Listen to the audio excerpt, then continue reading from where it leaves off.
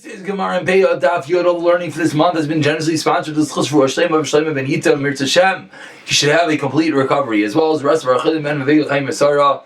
Shabzim and Ezra Zar Batkilan Did Batim as Laisai yourself and the Fez Shalai Shamas Nami Shavik Shechano. Shmuel ben Tivil Dinim Khan Mizal Chaim Sino Dinainu Mesrin Mendos Vim Vigver Nechal Sunas Alur God Hashem and Salzim and Nechal Esther. Shmuel Yosef ben Henya Freda B'Sai Shar Chali Yisrael, as well as Ischos Shidduch. Excuse me, we're having technical difficulties over here. As well as a Shidduch Rizal Chaim and Devaira and Shir Miriam Bas Rizal Gittel. We're holding over here in Testament Beis. We pulled up somewhat in the middle of a discussion, but it's going to be a lengthy discussion that's going to take us all the way into Amud Aleph. And the discussion is Beishami and Beis Hillel, who is the lenient and who is the stringent one with regard to Simchas Yom Tif? We started yesterday, as actually you can see highlighted in front of you for those who are looking at the screen. From the two dots on Testament Beis, we quoted that based on our Mishnah. It sounds like Beishamai is a machmir and Simchas Yantiv, Beis Hillel is a mekel. From the previous case, and we quoted that the Mishnah on Daf Beis Hasheichet Chayav Ha'oif B'Yantiv, our original Mishnah on this Masechta, seems the opposite. So that Mishnah Beishamai said, Shecht, dig up the dirt and cover over the blood. So Beishamai is a mekel on Simchas Yantiv. We tried to ask one stira, a contradiction, and what happened? Rav Yochanan answered Michlefes Hashita, switch around the opinions. Now the question, and the Gemara proved that Rav Yochanan cannot be referring to this machlekes, and therefore now we're going to go on a lengthy hunt to figure out where and when does Rav Yochanan's statement of Michlefes Hashita apply. So we're going to have 5 attempts. This is we so far did 1. We're going to have 4 more attempts finding out which machlekes Beishamai and Beis Hillel did Rav Yochanan refer to when he said you have to switch around the opinions? So Alikasha Halkasha in the first white line says the Gemara Beishamai says Lo Yitol Elam Ki Nanei Ami. And just one more piece of introduction is that it's very interesting is that a lot of the cases that we're going to be discussing are going to be cases which are going to come up in the later in today's daf and in tomorrow's daf. Just to keep that in mind. So says the Gemara, quoting a Mishnah, you're not going to take a pigeon from the pigeon coop unless your nanea literally shakes, unless you designated which chicken you want for before Yantiv. You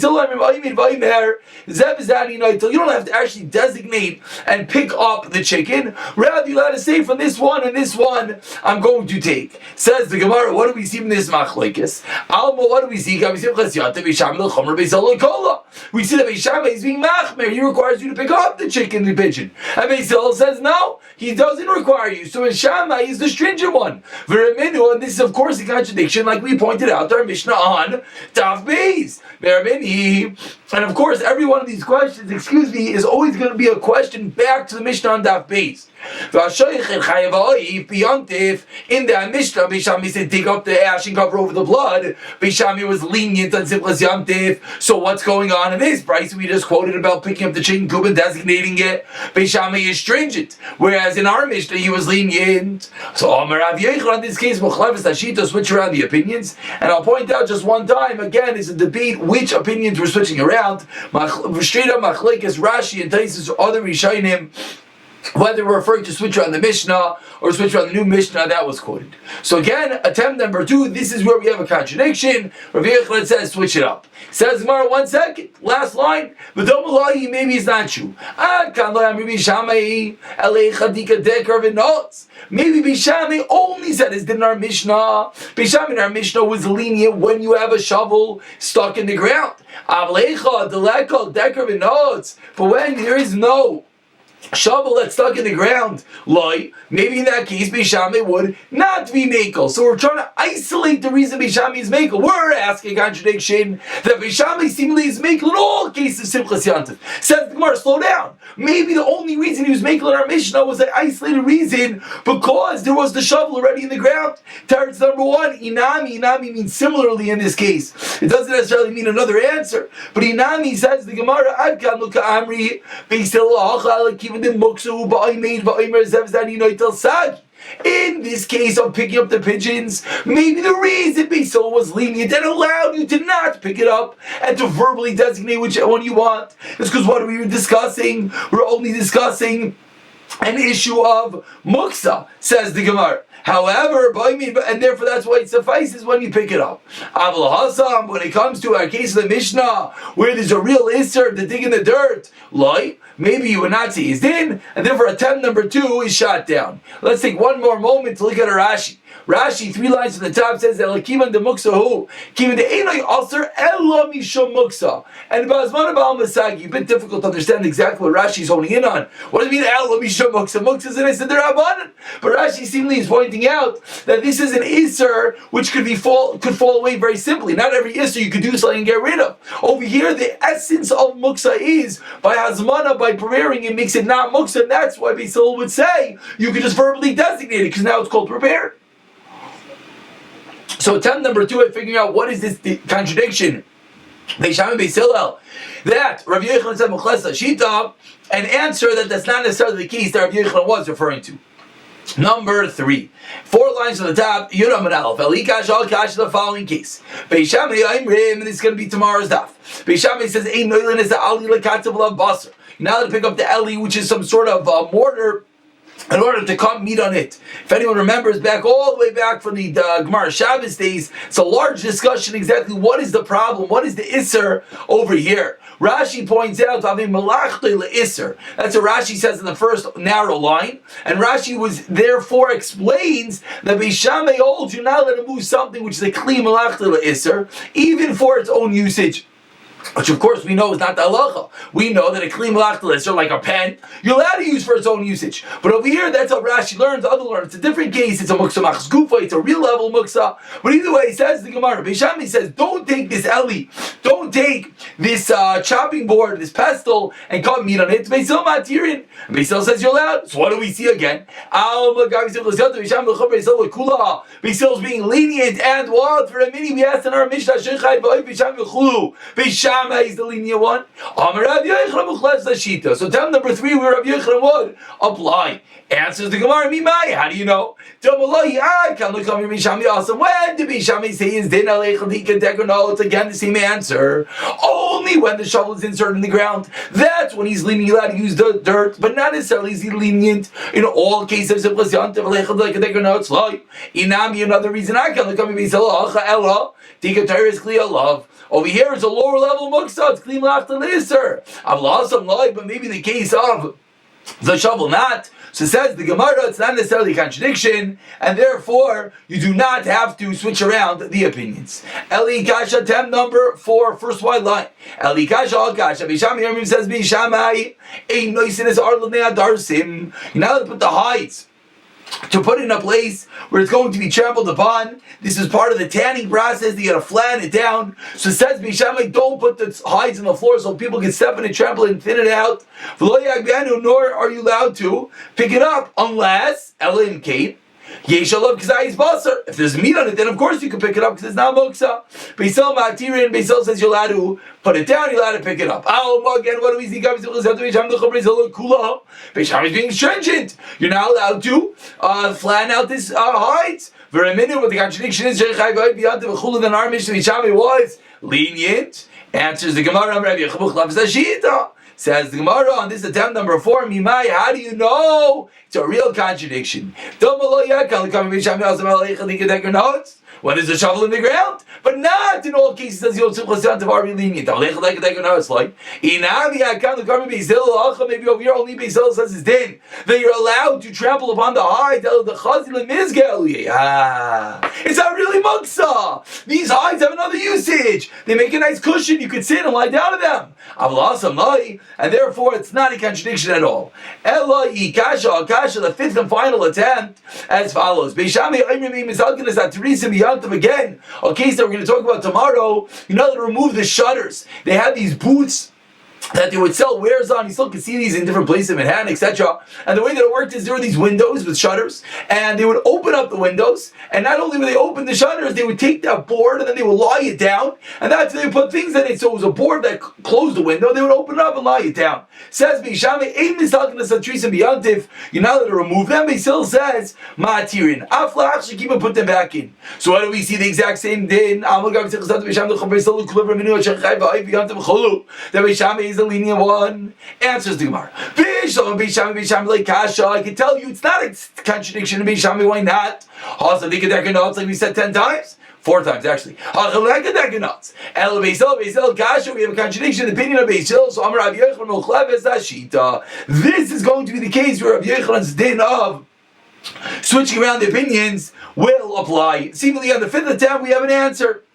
Says the Gemara, even here I can help you, and even here I can show you don't have to switch the opinions. Which, by the way, this should show us many times we have Gemaras Mechleves Ashitan. People suggest, why do we always say that? We don't want to say that. We go to all lengths to show us how it applies. Says the Gemara, Inami Yankalu Amri Beisil Alcha Elam Mishom. Maybe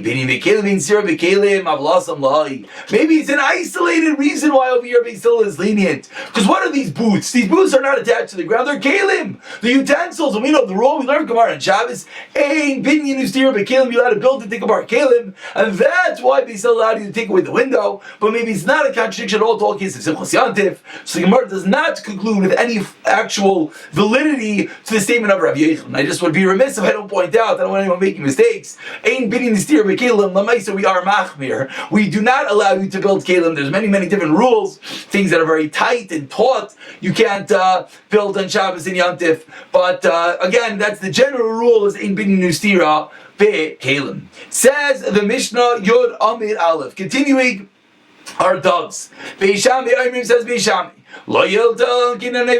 This should sound familiar, because this was the first case that we started with today, which was the second of the 5 cases that we tried to prove with Rav Yochanan and contradictions in Beishamai. This was case number 2. Said Beishamai, you're not allowed to pick up the pigeons on Yontif unless you prepare them before Yontif. How do you prepare them? You pick them up and you designate them.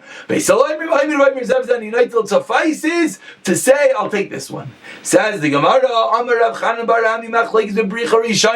machlek is Beisham Beisil by the brich we showed you the first brooch. What's this referring to? Generally, the pigeons had two sets of children. The first set of children they would keep closer to home, and the second one they would let go. So says the Gemara, by the first set of children, that's where Beishamai and Beisil disagree. Why? You might change your mind. If you don't actually designate, I'm going to eat this pigeon, you might change your mind and say, no, I want to keep that pigeon. I'd rather keep it with the mother. It keeps the mother happy. Beisil Sabri, like guys, by the second brooch, when there's multiple children, everyone agrees. You don't have to actually pick up the pigeon. It suffices to verbally designate which one you want to use. Says the Gemara, beautiful. 1 second. What's the opinion of Beisil? What did Beisil just say? Verbal designation suffices. What do we see? Why does Beisil require you to say anything? Why does he have to say, I'm taking this one? Why does he have to say, I'm going to take something? Why does he have to specify? Perhaps, what's the reason? Says the Gemara of Beisil Laslo Breira, the famous Siga Breira we have all over. Maybe the reason Beisil does not hold the Breira, retroactive clarification. Beisil does not hold this enough. I say, I'm going to eat something, and then tomorrow I say, this is what I meant yesterday. That retroactively clarifies that. That's what I had in mind. Beisil does not hold to the concept of Breira, and that's why in the Mishnah Beisil requires you to verbally point out and designate which one you're going to take. But ask the Gemara, that's a problem. 5 lines into the Gemara, about 10 lines from the bottom. First one online is Ve'atanan. Ha-meis bebayis. You have a mace in the house, a Mishnah we've seen already. There's many windows, openings in the house. And the halacha is the mace permeates everything in the house. Not only does it permeate everything in the house, it permeates every doorway. Not only does it permeate every doorway, that even if the door is closed, and there's something outside the door, within the doorway, it is tummy. For what reason? Because whichever doorway the mace is going to come out, that doorway is fully tummy. So there's many openings. We don't know where the mace is going to come. So all the doorways, all the windows, etc., everything is tamei. Kulan tameim, says the Gemara. Niftach achmed. Let's say you open up one window, one door. Then who tamei v'kulan tayrin? Now we know, okay, the mace is only going to go through that door. So that door is tamei, but everything, all the other doorways are tar. Chashav, if he thinks, if he thinks I'll take it out one doorway, or he thinks I'll take it out one window, and it saves all the openings. Even the mere thought which doorway or window you're going to take it out. Comes like you have to have this thought before the mace dies. You see a person, God forbid, lying about to be an hefter. At that point, that is when you have to think, okay, I'm going to take it out that doorway. But if you did not before he died, it does not help to do it afterwards. Seemingly, why? Because Bishami does not hold a breira. It's too late. No, even after the person dies, so Beitzah holds a breira. Beitzah says even though the person's dead right now, still you're allowed to say this doorway was what I always had in mind, and I'm retroactively clarifying that is the doorway I'm going to take it out from. Says the Gemara, what do you see? Beitzah holds a breira, and you just explained the why in the Mishnah. The Beitzah have to say I'm going to take this and this bird, and not from these birds just because he doesn't hold a breira. Contradiction in Beis Hillel. Answers the Gemara, we already resolved this issue. We already explained 4 lines on the bottom. We're talking about in the future. We're not talking about in the past, and therefore there's nothing to do with breira at all. Therefore, this discussion has nothing to do with breira. Beis Hillel does not hold the breira, and therefore there's no contradiction in breira in Beis Hillel at all. Rava Amar comes in Rava and he explains really it is going to Mafreya. If it's going to Mafreya, it's contradiction in Beis Hillel. Because the issue over here, you know what Beis Hillel requires you to say, I'm going to take this bird, because you're afraid you're going to pick up one of the birds in Yantif, and you say, oh, I want this one, nah, it's not good. I want this one, nah, it's not good. And what's going to happen? You're going to end up having excessive movements, excessive tir chabad, or muksa items on Yantif, and that's why, so it's a side reason Beis Hillel requires you to verbally designate which bird, not because of prayer, but rather because we're afraid it's going to come to a point that you're touching and picking up birds for no reason. Says the Gemara, that's how Rava explains Beis Hillel. So again, we have 2 terutzim. The first teretz is that the brayso about the mace had nothing to do with prayer. The second teretz says Rava, no. Second teretz says Rava is, there's a different concern in our Mishnah, and therefore our Mishnah has nothing to do with prayer. Asks the Gemara the last line, but we said, if you say, I'll take this one, that suffices. Says Gemara, why does that suffice? Maybe we should be concerned that you're not going to want that one. Answers the Gemara, no, that only means if you said it on Erev Yantiv and you chose which one you want, then when you come on Yantiv, you know which one you're going to take, and we're not worried you're going to come to excessively move any of the items for no reason. Aval be Yantiv, moving over to Yudam and Beis, also on Yantiv, you're not allowed to make the actual selection. Why? Because you might come to swap it up. You think the bird is fat, it ends up being skinny, so you want the other one. You end up touching something for no reason. Inami, another answer, says the Gemara, you know what's going to happen if you don't designate before Yantif which bird you want to eat on Yantif? You're going to find that they're all kuluk chlushim, they're all weak, they're all measly birds. You're not going to eat any of them. And you come to refrain from having proper simcha and yantif. It's a din. Perhaps even a din daraisa of simchas and yantif. A din that you have to have good meat, good wine, good clothing as well. So if Beis Hillel is afraid, if you don't verbally designate, I want that bird, you might come to a situation in yantif that's not good, and you're going to lessen your simchas yantif. And that's why Beis Hillel requires you in our Mishnah to say, I'm going to take this bird particularly. Says the Mishnah. Lots of Mishnah says Mesechta. Says the Mishnah Yudam and Beis. Zimein shchayrim umatz levanim umatz shchayrim. If you designate again back to our dolls before Yantiv, you say I'm going to have that one tomorrow. I'm going to have that one. You designate the black one, and then tomorrow you come to the chicken coop, you open it up, and there's only white ones. You designate white ones, and you find black ones. Shnayim, you designate 2 umatz shchayim, you find 3. Asurim, they're all forbidden because we assume that they're different birds, and these are not the ones you designated. Shloisha umatz shnayim, then mutarim, because we assume that just one of them left. B'toicha kain umatz lefnei kain. Like kain is the chicken coop. And each chicken coop, they had multiple canes, multiple compartments, almost like different rooms in a house, or different motels inside it, different rooms in the motel, with external openings, and the porch in front of it. That is the cane, that is the chicken coop. And there's multiple holes, different chickens go in different ones. So you find, you designated it when the chicken's inside, and you come back in Yantiv, and you find it sitting on the porch. You find it sitting in front of the cane. Surin, they are all forbidden. Then then it's going to be permitted. And of course, the Gemara is going to explain all these cases. Says the Gemara, what was the first case? I designated before Yontif black birds, and I came back and I found white ones. Says the Gemara, Pshita, of course it's also, it's a different bird. You designated both. You know what the case is? You designated both, and each one was in its own little room.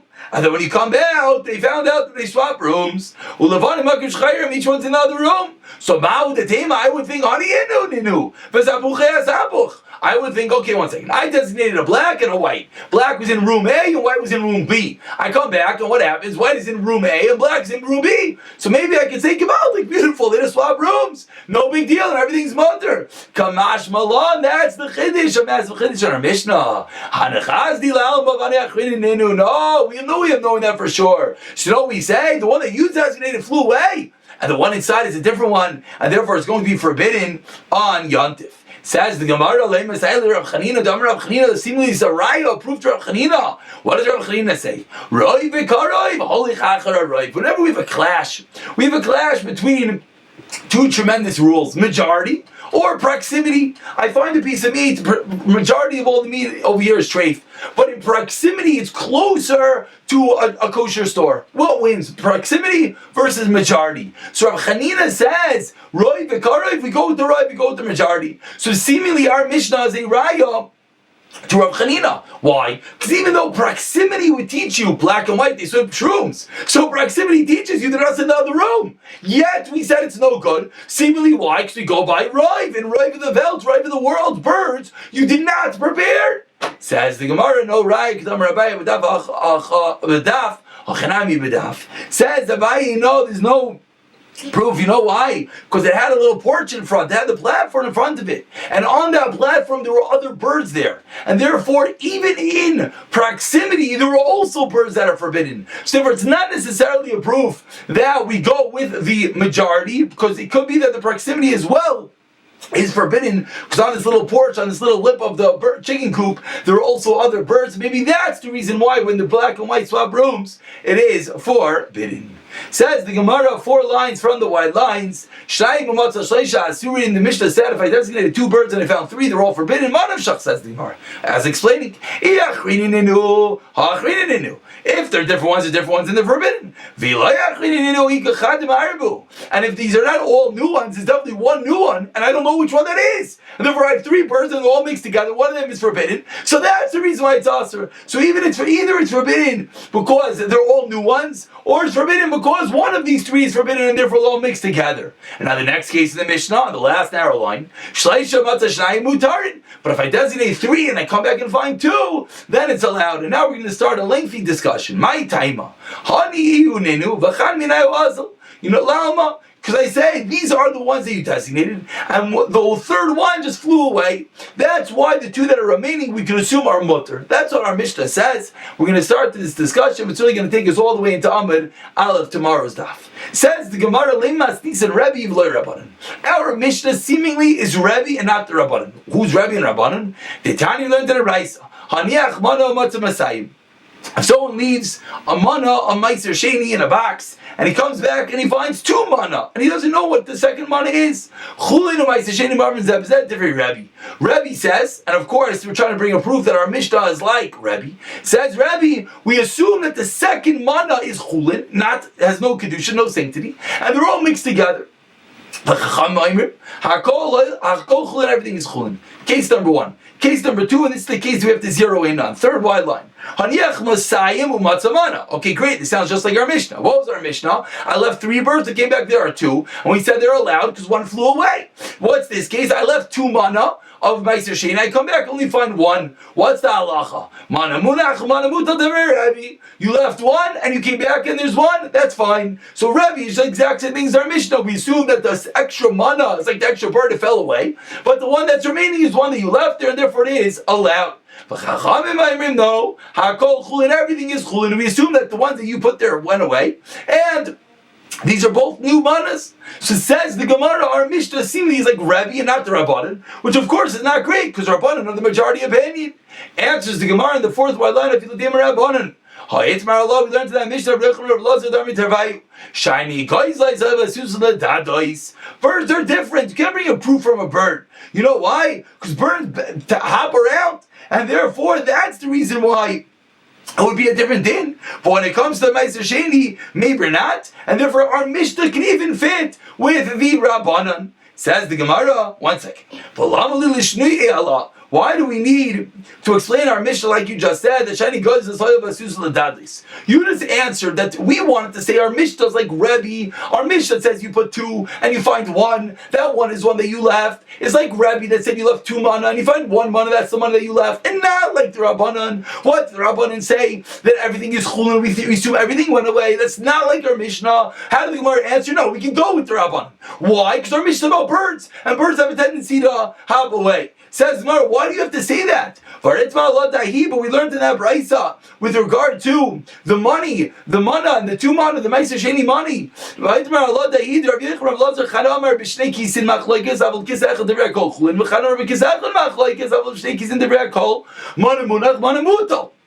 Now we have a debate. What was that case in the case of the one mana and the two mana? Was it discussing that it was two different wallets, or was it discussing one big wallet?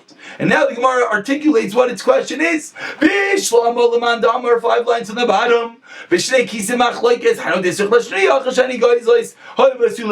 Okay, I'll grant it. If the case of there by the money is two different cases, two different pockets, then I agree that it's very comparable to our Mishnah, and then we have to differentiate and see that our Mishnah is talking about chickens that hop around. But the other mandar that explains that Mishnah over there when I left two mana and I found one mana, and the Chachamim said it's all chulin, we assume that your money you left fell away, and this is the new money, is only because echad in one wallet. But everyone agrees that it's two different wallets. What's the halacha? That which you left is there, because it was each one is in its own independent pocket. Hashta now.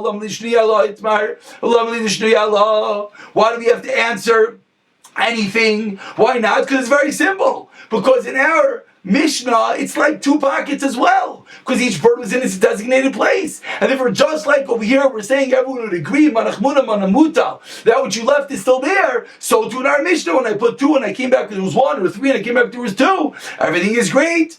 Answers the Gemara, Amrit, b'shnei kisin. Excuse me, that's the end of the question. No one argues by two pockets, similar no one argues in our Mishnah. So says the Gemara, I have a simple reason how our Mishnah can fit with the Rabbanan. You don't have to differentiate that birds are different because they hop. I have a different way of differentiating. You can answer that the Rabbanan agree that if there was each money was in its own pocket, the Rabbanan agree that we don't say that they both got lost. And rather that which you left is still there. So too by the chickens, that which you left is still there. So why do you have to answer chickens are different, that they hop away? Amar Ravashi, and with this we conclude 2 lines of Mikusharim, Mikushar Naskinin. The chickens are tied up and the money is tied up, and therefore chickens jump around and they'll rip the rope, but kisin, money, obviously does not rip apart, and that is the reason why we had to give a different answer. That's the reason why I had to say that birds are different, because the cases where they are both tied and money doesn't fall away, but birds do, and that's what we had to differentiate. The only difference in our Mishnah, in order to fit it with the opinion of the Rabbanan, is because our Mishnah was discussing that birds that hop and not money will pick it up from a Rebbe and